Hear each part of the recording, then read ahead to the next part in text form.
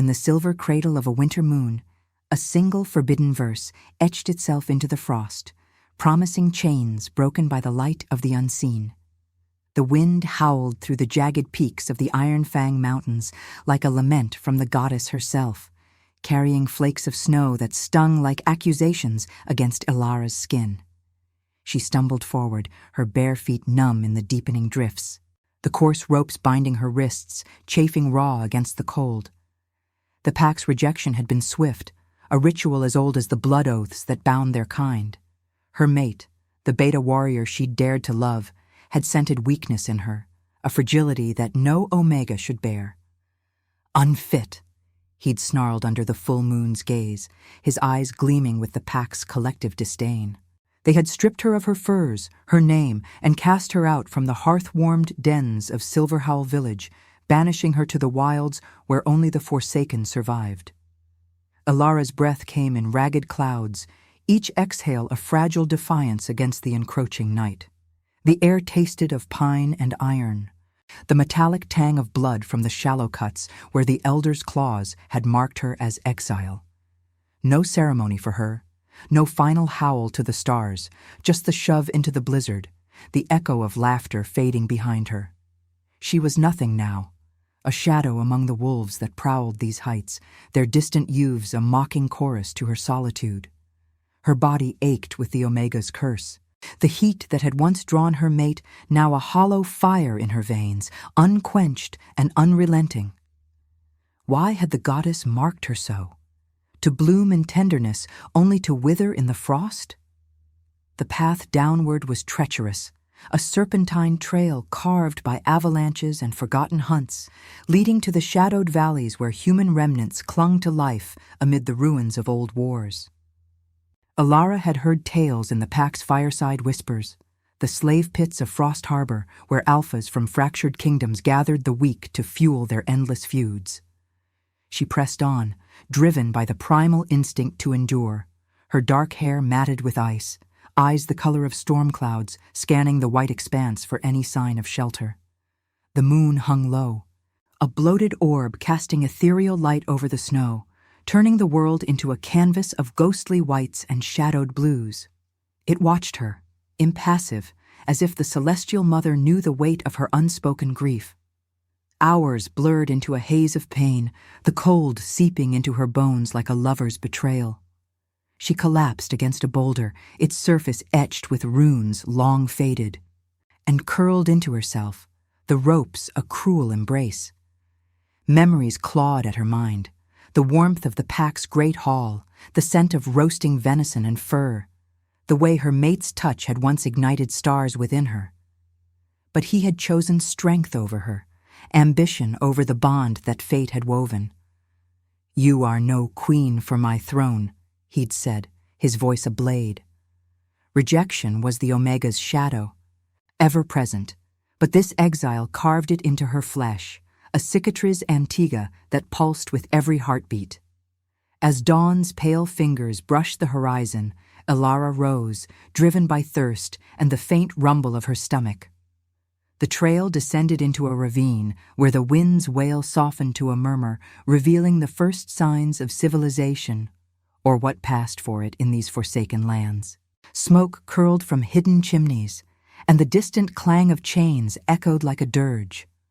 Frost Harbor loomed, a fortress of ice-sheathed stone walls and iron-barred gates built by the Alpha King of the Northreach clans. His name was whispered in fear, Thorn Blackthorn, the melancholy sovereign, whose reign was stained by the blood of betrayed alliances and the ghosts of fallen foes. They said he carried guilt like a crown of thorns, his wars born not of conquest, but of a desperate bid to atone for sins long buried. Ilara approached the gates under the watchful eyes of guards, their armored forms hulking shadows in the morning mist. She offered no resistance when they seized her, their grips rough, as they dragged her into the underbelly of the city. The slave markets thrummed with despair, Omegas and Betas from raided packs, humans caught in border skirmishes, all herded like livestock under the flicker of torchlight. The air was thick with the stench of unwashed bodies and fear sweat, undercut by the sharp bite of frost that never fully relinquished its hold. Alara was thrown into a pen of rusted bars, her ropes cut only to be replaced by manacles that bit into her wrists. Around her, the captives huddled, their eyes hollow, sharing fragments of stories in hushed tones, tales of the king's latest decree. "He offers freedom," murmured an elder wolf, his fur streaked with gray, voice cracking like ice underfoot.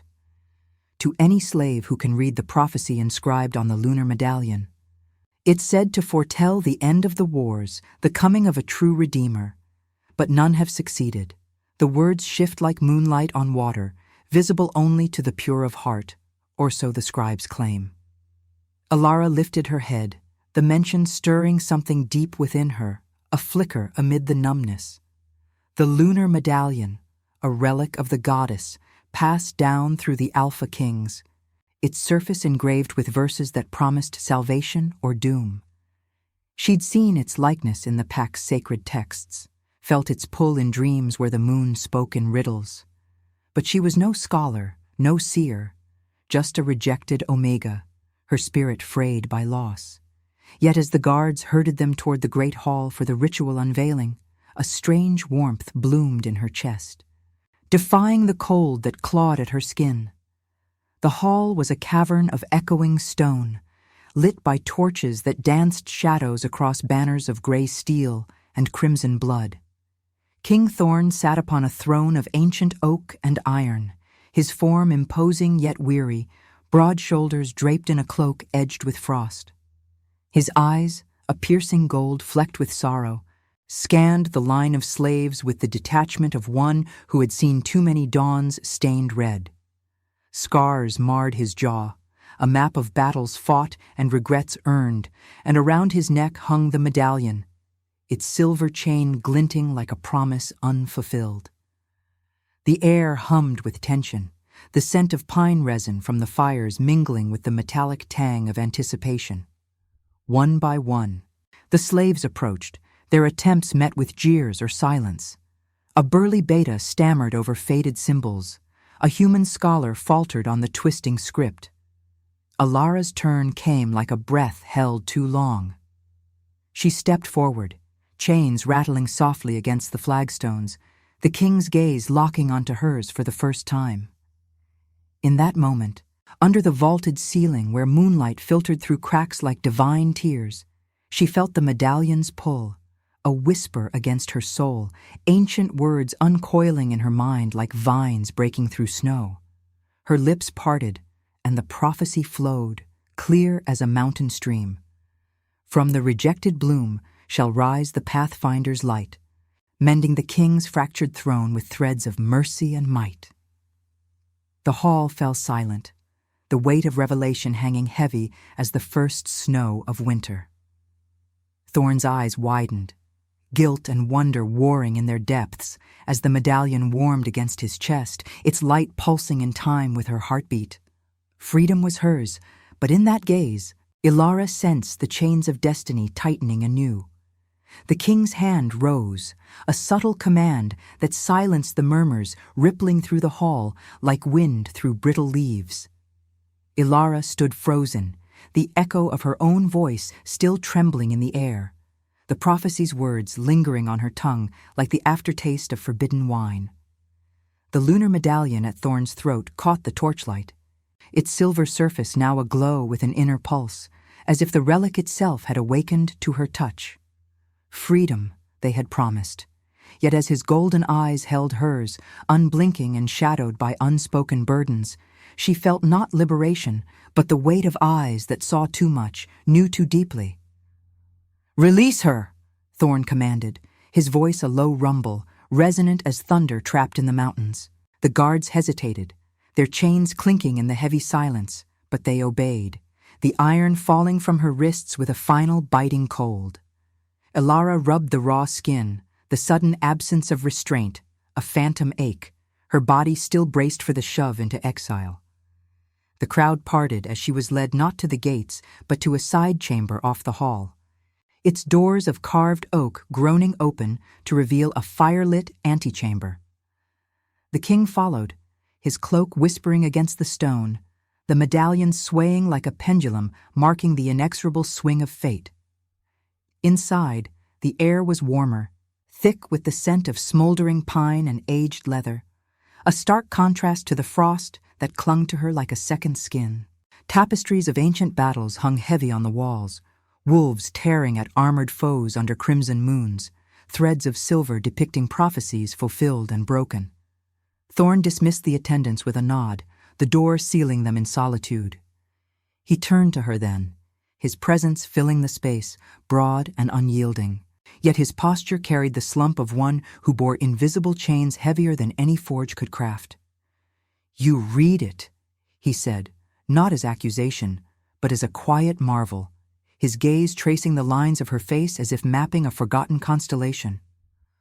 Up close, the scars on his jaw gleamed like veins of silver in moonlight, each one a testament to wars waged not for glory, but for the ghosts that haunted his throne. Ilara's instincts flared, an Omega's pull toward the Alpha's raw power, the scent of him like earth after rain and blood long spilled, stirring something primal in her core. But she recoiled inwardly, fear coiling tight as the ropes that had bound her. This was no gentle rescuer. He was the melancholy king, whose decrees filled the pits with the broken, whose guilt fueled armies that razed villages like her own. I don't know how," she whispered, her voice fraying at the edges, eyes dropping to the medallion now resting against his chest. It warmed the air between them, a subtle heat that brushed her skin like a lover's breath, drawing her gaze despite herself. The symbols she'd spoken, they had unfolded in her mind unbidden. Visions of fractured thrones and blooming lights amid the snow, as if the goddess had lent her tongue for a moment's grace. But grace for what? To bind her to this man whose eyes held the sorrow of 100 betrayals? Thorn stepped closer, the firelight casting long shadows that danced across his features, highlighting the furrow of his brow, the faint tremor in his hand as he lifted the medallion from beneath his tunic. "No one has seen the words clearly since my father's time. The scribes call it cursed, shifting to mock the unworthy. Yet you—" He trailed off, extending the relic toward her, the chain dangling like an offering or a snare. Ilara's fingers hesitated, curiosity warring with the terror of entanglement. What if touching it again sealed her fate? What if this king, with his crown of guilt, saw in her not salvation, but another pawn in his endless atonement? She reached out, her hand brushing his as she took the medallion, the contact electric, a spark that raced through her veins, igniting the hollow heat of her Omega's longing. The metal was warm, alive, its engravings shimmering under her touch, vines of mercy entwining a broken crown, the rejected flower's bloom piercing eternal ice. Thorn watched, his breath steady but his eyes stormy, the instinctive bond pulling at them both like the tide under a waxing moon. She could feel it, that unspoken thread, the Alpha's essence calling to her wounded spirit, promising shelter in the storm. Yet denial surged within her. He was the architect of chains, the sovereign whose wars had orphaned packs like hers. How could tenderness root in such soil? "Why me?" she asked, her voice a thread of defiance amid the fear, handing the medallion back. Their fingers lingered, the touch a forbidden whisper, stirring images unbidden. Shared fires in hidden caves. His hand steadying her through blizzards, the medallion's light-binding wounds of blood and heart. But she pulled away, the curiosity curdling into wariness. He was no exile like her.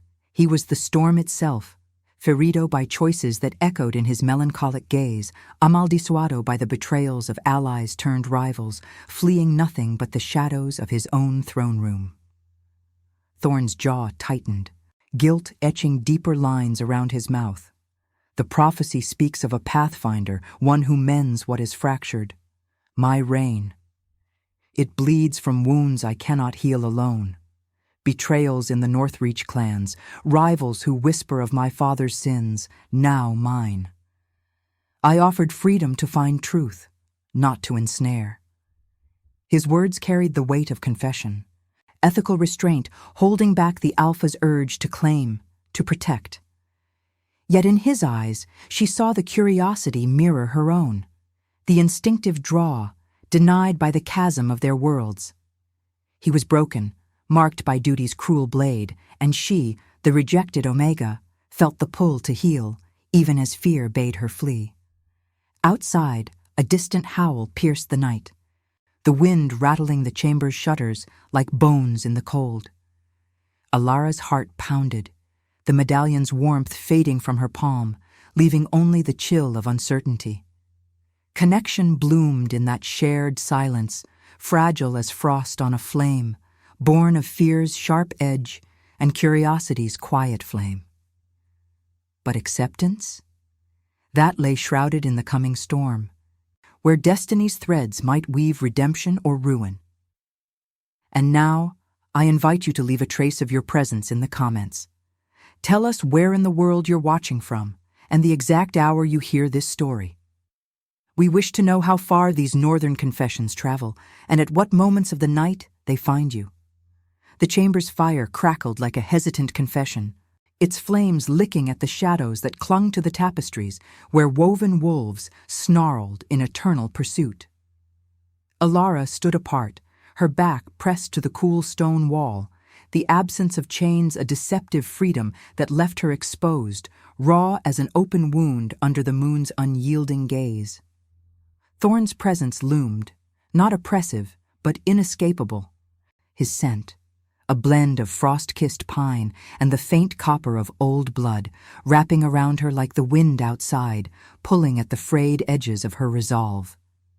She wanted to flee, to vanish into the night where rejection had first scarred her. But the medallion's lingering warmth in her palm anchored her, a symbol of something greater than her solitude, whispering of paths she dared not tread. A sudden clamor shattered the fragile quiet, boots thundering in the corridor beyond, voices raised in urgent snarls, the clash of steel that spoke of intrusion unbidden. Thorn's head snapped toward the door, his body tensing like a bowstring drawn taut, golden eyes narrowing to slits of honed instinct. "Stay behind me," he growled, low and commanding, the Alpha's authority threading through the air like a vein of iron. Before she could protest, the oak panels burst inward, splintering under the force of armored figures, rivals from the fractured clans, their cloaks emblazoned with the jagged emblem of House Grimclaw, faces twisted in betrayal's familiar mask. Led by a hulking beta with eyes like chipped obsidian, they surged forward, blades glinting in the firelight, their howls a profane echo of the prophecy she'd just unveiled. "You hoard the medallion's secrets, Blackthorn," the beta spat, his voice gravel over ice, circling with the predatory grace of one who had tasted the king's favor before turning blade. "The clans demand their share of the light, or we'll carve it from your throat." The air thickened with the stench of their aggression, sweat and steel mingling with the chamber's warmth, turning sanctuary into snare.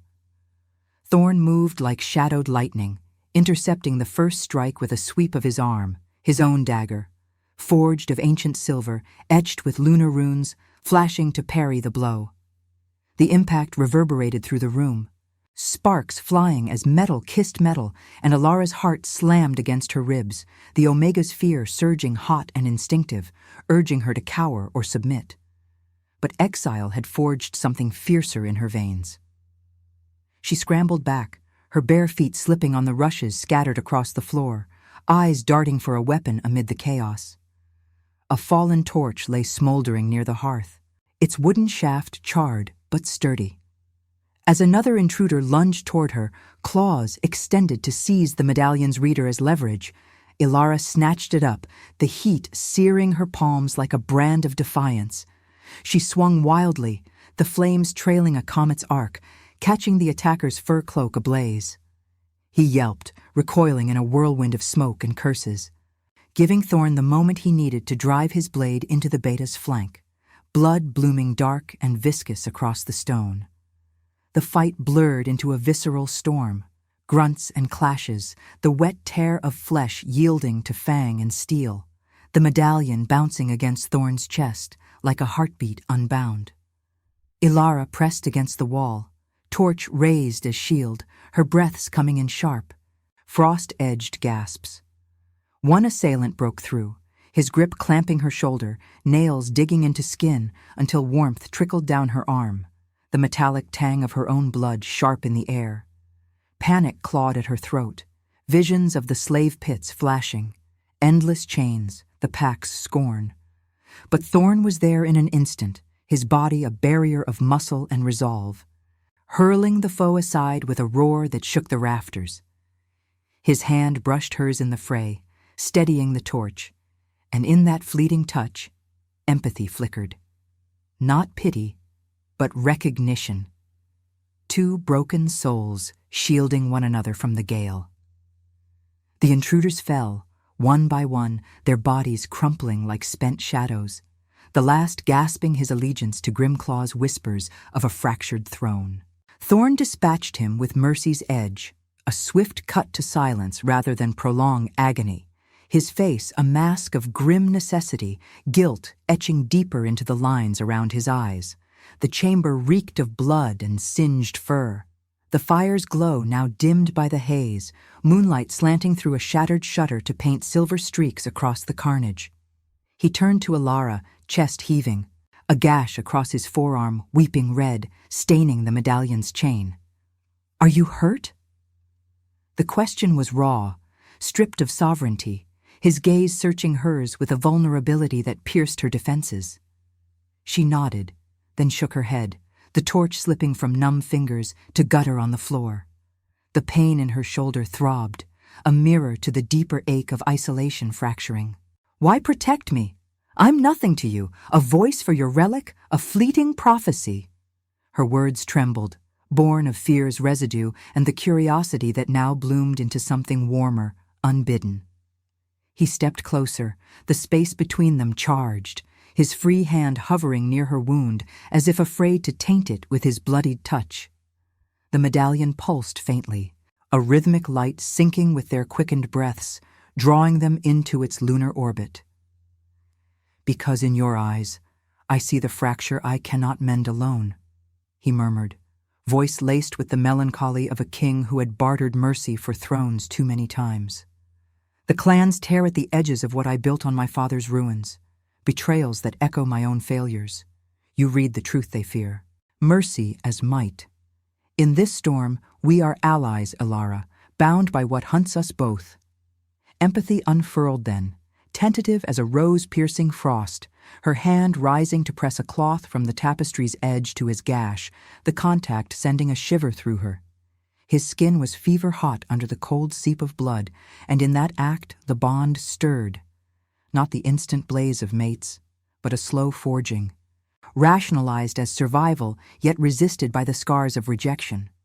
She was no queen, he no savior, yet here, in refuge's fragile hold, tenderness took root amid the ruin, a quiet defiance against the night. Outside, the wind howled anew, carrying distant youths that mourned the fallen, while the medallion's glow lingered, a beacon in the gathering dark. Ilara met his gaze, the pull undeniable now, curiosity yielding to a fragile trust. But as the echoes of battle faded, a deeper dilemma stirred in her soul. Could she heal a king whose wars mirrored the pack's cruelty that had cast her out? Freedom tasted of blood, and redemption, she sensed, would demand a choice between the chains of destiny and the wild solitude of her heart. The chamber's haze settled like a shroud, the acrid bite of blood and charred wool clinging to the air, mingling with the faint metallic pulse of the lunar medallion that still thrummed against Thorn's chest. Ilara's shoulder burned where the intruder's claws had raked her, a shallow furrow that wept crimson threads down her arm, staining the borrowed cloth she'd pressed to his wound. She withdrew her hand slowly, the warmth of his skin lingering on her fingertips like an unwelcome echo, stirring the Omega's restless fire within her, a heat that had betrayed her once, now flickering with treacherous promise. The king's gaze held hers, golden depths fractured by the firelight, reflecting not just the night's violence, but the deeper scars of a reign forged in atonement's forge. He was no stranger to protection's cost. His body bore the map of it, muscles corded under his tunic, each breath a measured restraint against the Alpha's urge to claim what fate dangled so perilously close. "You should rest," Thorn said, his voice a gravelly murmur, edged with the exhaustion of one who slept little under the weight of crowns and curses. He gestured to a low pallet by the hearth, piled with furs that smelled of pine and distant hunts. But Alara shook her head, the motion sending a fresh sting through her injury. Rest was a luxury for the unbroken. She was exile's daughter, her body a vessel of endurance, yet her spirit quivered at the intimacy of his concern. The medallion caught her eye again, its silver face dulled by blood smears, the engravings she'd read now seeming to shift subtly, as if alive with secrets yet untold. Why had the words come to her, unbidden, like a dream surfacing from frozen depths? She was no seer, no blessed vessel, just a rejected Omega, her tenderness a flaw that had doomed her to the wilds. The wind outside battered the shutters anew, a mournful howl threading through the cracks, carrying the scent of impending snow that promised to bury the night's sins under pristine white. Thorn moved to secure the door, his steps deliberate, the gash on his forearm already clotting under the rapid healing of his bloodline. But as he turned back, a tremor seized him, a subtle falter in his stride, his hand pressing to his temple as if warding off an invisible blade. He staggered, golden eyes glazing with a distant storm, and Alara lunged forward instinctively, her uninjured arm catching his weight before he could crumple. The contact jolted through her like lightning over the peaks, visions flooding her mind unbidden. Not memories, but fragments of his soul, raw and unrelenting. She saw it then, the curse that shadowed his throne, a spectral wound from the betrayal of his father's era, when allies had poisoned the well of trust with ambition's venom. Thorn's wars were not born of greed, but desperation, each battle a futile strike against the ghosts that whispered of his lineage's fall. The medallion burned hot against her palm, where it had slipped from his grasp in the stumble, its light flaring brighter, illuminating the chamber in ethereal silver. Ilara gasped as the gift uncoiled within her, a hidden bloom long dormant under layers of rejection and frost. The Pathfinder's sight, a dawn from the goddess that revealed not just words on metal, but the threads of destiny woven through blood and bone. It was no mere reading. It was revelation, her spirit attuned to the lunar weave, mending fractures with insight's gentle blade. Thorn sank to one knee, his breath ragged, but his eyes cleared as he met hers, realization dawning like moonlight-piercing storm clouds. What did you see?" His voice was hushed, laced with awe and the melancholy of one who had sought such clarity in vain. The medallion's glow pulsed in rhythm with her heartbeat, drawing forth images that played across the air between them like shadows on cave walls. Visions of the Northreach clans, reunited not by force, but by mercy's vine. Thorn's throne restored, not through conquest, but through the healing of old rifts. With her at its heart, the rejected Omega guiding the way. She saw the rivals' faces, Grimclaw's beta chief among them, their betrayals rooted in fear of this very truth, that the king's guilt could be redeemed, not by blood alone, but by the light of one deemed unworthy. "It's you," Alara whispered, the words tasting of snowmelt and starlight, her voice trembling with the weight of manifestation. The gift surged stronger, her senses sharpening, the crackle of the fire becoming a symphony of embers whispering prophecies, the wind's howl resolving into the goddess's lament for fractured packs. She traced a finger along the medallion's edge, and the engravings reformed under her touch. "The Pathfinder's light shall pierce the king's shadow, weaving mercy through the storm's embrace, where rejection births the eternal crown." Thorn's hand covered hers, the Alpha's strength tempered by reverence, his touch igniting sparks along her skin that warred with the chill of fear. He saw it now, in her eyes the mirror of his own burdens, the key to his destiny, not a weapon or a pawn, but a bridge across the chasm of his sins. Yet the revelation carved its own dilemma into her soul. This gift, once hidden like a seed beneath winter's crust, bound her to him irrevocably, demanding she step from exile's shadow into the blaze of purpose. Was this redemption, or another chain, finer than iron, but no less confining? Thorn rose, pulling her gently with him, the medallion now shared between their palms, its warmth a fragile hearth against the encroaching cold. "You are the key," he murmured, guilt threading his tone like silver in ore. "The one the prophecy foretold. My father's curse. It poisons the clans, turning kin to foes. Without you, my path ends in blood-soaked snow." His eyes, stormy with ethical restraint, held no command, only the quiet plea of a king who had lost too much to faithlessness, now glimpsing hope in her reluctant light.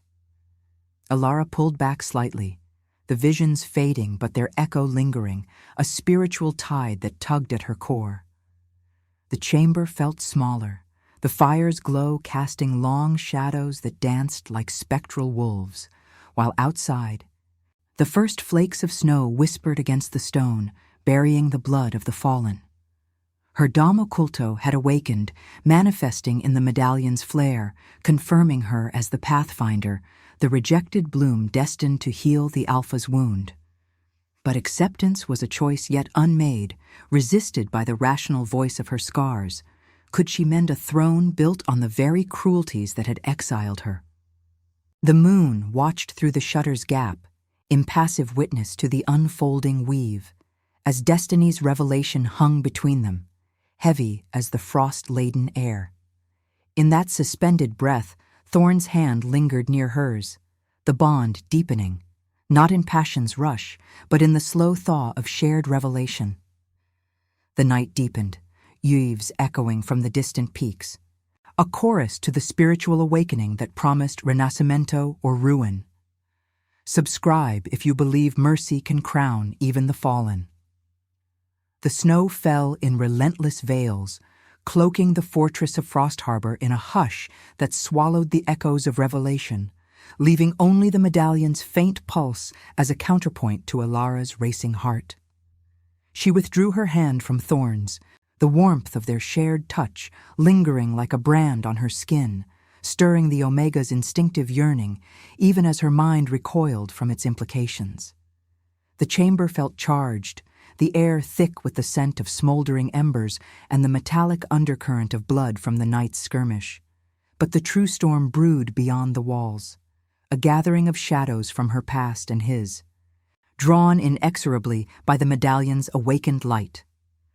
Dawn had barely crested the jagged peaks when the summons came, a guttural howl from the courtyard that vibrated through the stone like the goddess's own warning. Thorn's scouts had returned under cover of the blizzard, their fur matted with ice and their eyes wild with tidings of invasion. The Northreach clans, fractured by old grudges, had mobilized under the banner of Grimclaw's alpha rival, Lord Vargan, a towering figure whose betrayal ran deep, having once been Thorn's sworn brother in arms. Vargan, it was whispered, coveted the medallion not for its prophecies, but to shatter them, to claim a throne unburdened by the blackthorn guilt that had poisoned alliances for generations.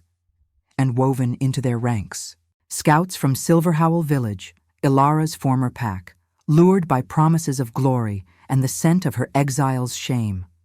Thorn stood at the chamber's narrow window, his silhouette etched against the swirling white, the medallion glinting like a captive star against his chest. "They come for us both," he said, his voice a low timbre laced with the melancholy of inevitability.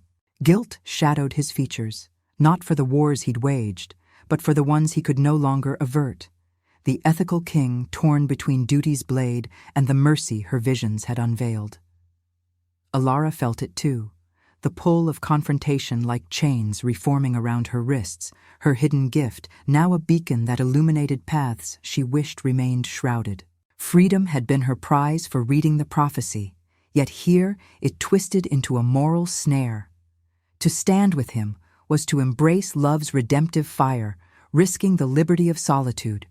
To flee was to choose forgiveness for her pack's cruelty, but at the cost of abandoning the king whose wound mirrored her own. The great hall thrummed with preparations frenzy as they descended, torches flaring to life along the walls, casting crimson flickers over armored wolves and the grim faces of loyalists. The air hummed with the tang of oiled steel and fierce sweat, undercut by the relentless howl of wind that battered the gates like an accusation. Ilara's shoulder throbbed under a hasty bandage, but it was the deeper ache that clawed at her, the confrontation with her past looming as inescapably as the rival host massing beyond the walls. Thorn placed a hand on her arm, light as a breath, his golden eyes meeting hers with a plea unspoken. Ally, not captive. The touch ignited the bond anew, resisted yet rationalized as survival's necessity, her spirit warring between the Omega's draw to his strength and the exile's fierce independence. The gates groaned open under the pale light of a veiled sun, revealing the assembled foe. Vargan's forces, a sea of gray steel banners whipping in the gale, flanked by the familiar scents of silver howl. Pine resin and earth, now soured by ambition. At their fore rode Vargan, his massive frame cloaked in iron-laced furs, eyes like forged obsidian, scanning the battlements with predatory hunger. Beside him, a figure that twisted Ilara's gut, her former mate, the beta warrior Kale, his once beloved face hardened into a mask of opportunistic scorn. He had risen in the pack's ranks after her banishment, trading tenderness for the elder's favor, now allying with Grimclaw to hunt the traitor Omega, whose whispers of prophecy threatened their fragile peace. Blackthorn! Vargan's roar cut through the storm, resonant as cracking ice. Your relic mocks us all, its light stolen by a slave's delusion. Yield it and the rejected one, or we'll raise your guilt-ridden halls to ash. His gaze locked on Ilara, a smirk curling his lips. But beneath it lurked the traitor's fear.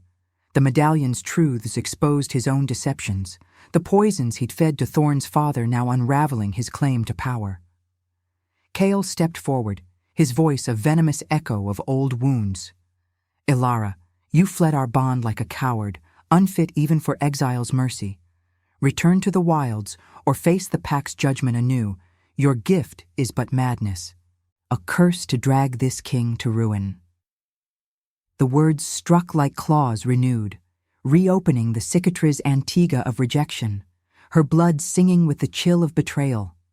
The wind whipped snow into her eyes, blurring the lines between foe and memory, the medallion pulsing hot against Thorn's chest, as if urging her voice. She stepped to the parapet, the stone cold under her palms, her hidden sight flaring in response, a vision of forked paths, war's crimson tide swallowing all, or forgiveness's fragile vine bridging the divide, mending thrones through compassion's quiet might. The pack's elders watched from the rear, their howls a chorus of doubt, but in their eyes flickered the desperation of a fractured home, yearning for the redeemer she'd once been denied. Thorn's hand found hers at the edge, a steady anchor amid the gale, his ethical resolve shining through the melancholy haze.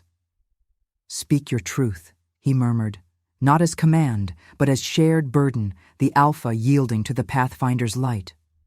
Ilara's throat tightened, the choice moral and visceral, love him and wage war with mercy as weapon, risking her freedom for his redemption. Forgive the pack and Kale, turning from vengeance's fire, but perhaps dooming the clans to endless blood. Or choose liberty's cold embrace, fleeing into the storm, leaving both past and future to devour themselves. Her voice rose then, clear as lunar chime piercing the blizzard. The prophecy binds no chains. It offers threads of mercy to weave what war tears asunder. Vargan, your betrayals poison the well we all drink from. Kyle, your ambition blinds you to the goddess's bloom in the rejected. I offer not submission, but a choice. Lay down your blades and let the light mend what guilt has fractured. The medallion blazed, its glow spilling over the walls like liquid silver, illuminating faces in the snow, doubt in Vargan's snarl, a flicker of regret in Kyle's stare, the pax murmuring as visions touched their edges, revealing the cost of endless strife. But Vargan laughed, a hollow bark swallowed by the wind, signaling his archers forward, arrows whistling like vengeful spirits. Thorn pulled her back as the first volley shattered against the stone, the hall erupting into defensive snarls, steel clashing in the courtyard below. Blood sprayed in the snow, turning white to red, the air alive with youths of fury and pain. Alara's heart fractured under the onslaught, the dilemma ethical and raw. In this judgment's forge, could she choose love over liberty, forgiveness over the war that now raged, her gift a beacon amid the storm's embrace? The moon emerged briefly, a silver witness overhead as the battle's visceral roar drowned her cry, destiny's scales tipping toward ruin or rebirth in the balance of her unmade will. Thorn fought at her side, his blade a blur of silver and shadow, protecting the vantage where her words might yet sway the tide. Yet as Kale's form lunged through the fray, eyes locked on her with possessive rage, Ilara felt the weight of true confrontation, not steel, but soul's trial. Where compassion's path demanded, she faced the betrayer not with fang, but with the mercy that could crown them all or break her forever. The snow drank the first blood, and her choice hung, suspended in the freezing air, a spiritual precipice where freedom whispered of escape and love roared of sacrifice. The blizzard raged like the goddess's fury unleashed, snow lashing the battlements in sheets that blurred the line between earth and sky, turning the clash of steel into a spectral dance under the moon's veiled gaze. Alara's breath tore from her lungs in frozen gasps, the medallion's relentless pulse against her chest, now claimed from Thorn's grasp in the fray, a living heartbeat that synced with the thunder of her choices. Blood slicked the stone beneath her feet, warm and viscous, mingling with the crimson arcs from fallen foes, the air thick with the iron tang of slaughter and the raw howls that echoed from the peaks like souls unraveling. Kyle lunged through the melee, his beta form a blur of shadowed fur and bared fangs, eyes locked on her with the possessive gleam of one who refused to release what he'd discarded. "You'll not steal my redemption with your whispers," he snarled, voice cutting through the gale, a venom born of shame that her light now exposed his hollow rise. Thorn intercepted him mid-stride, their bodies colliding in a visceral crash of muscle and claw, the king's blade singing as it grazed Kale's flank, drawing a spray of red that painted the snow in stark relief. Alara staggered back, the medallion scorching her palm like a forge's kiss, its light flaring brighter amid the chaos, illuminating the fractured faces of warriors locked in eternal grudge.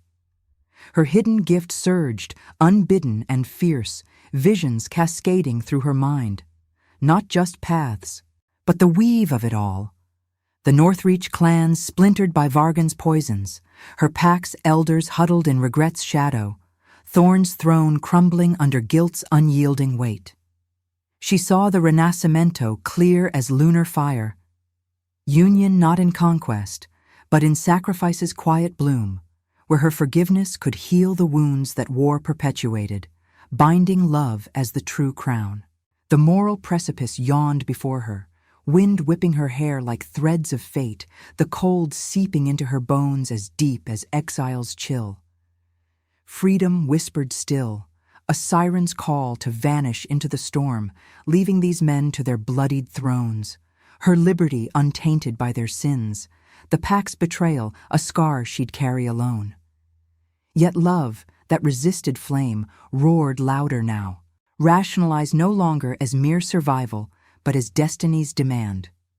To choose him, Thorn, the melancholic sovereign whose ethical heart mirrored her own tender fracture, was to embrace redemption's cost, not as reward, but as proof. Her light, mending his shadows, their union a testament that rejection could forge unbreakable might.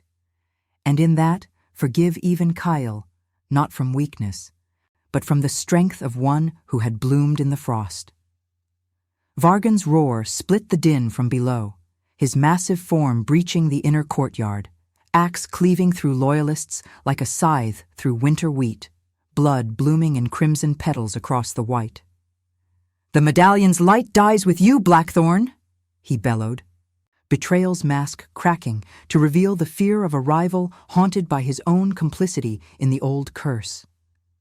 Thorn parried Kale's desperate strike, shoving him back with a growl that vibrated through Ilara's core, the Alpha's golden eyes flashing to hers amid the swirl, a silent vow, broken by duty yet yearning for her choice. She could not flee. The medallion's visions bound her, revealing the sacrifice, her voice, her light, offered not to claim, but to heal, turning war's tide with compassion's blade.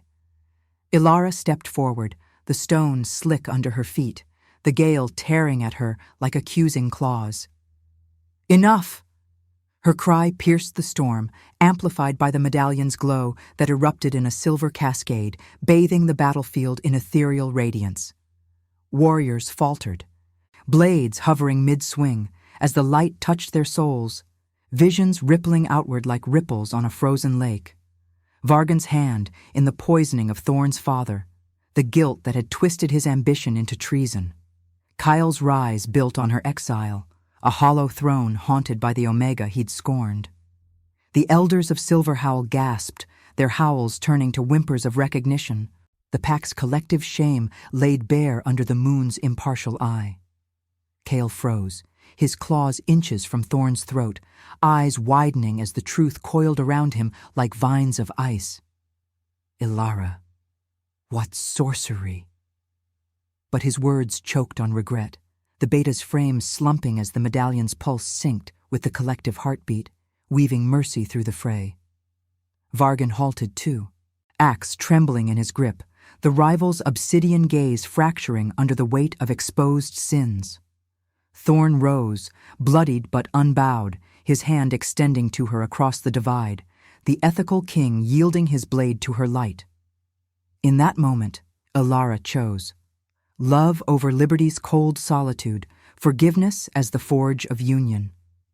She pressed the medallion into his palm, their fingers entwining. The contact a spark that ignited the bond fully, accepted at last in the heart's quiet surrender. "The prophecy demands not victors, but menders," she declared, voice steady as mountain roots, the light flowing from her like a river of starlit snow. "Vargan, your betrayals end here. Join us, or fade into the shadows you cast. Kyle, the pack's strength lies not in rejection, but in reclaiming the bloom you cast away. Thorn, we heal together." The words were sacrifice incarnate, her spirit pouring into the relic, the curse unraveling like frost under dawn's touch. Vargan dropped his axe, knees buckling in the snow, a guttural sob escaping as redemption's vine pierced his armored heart.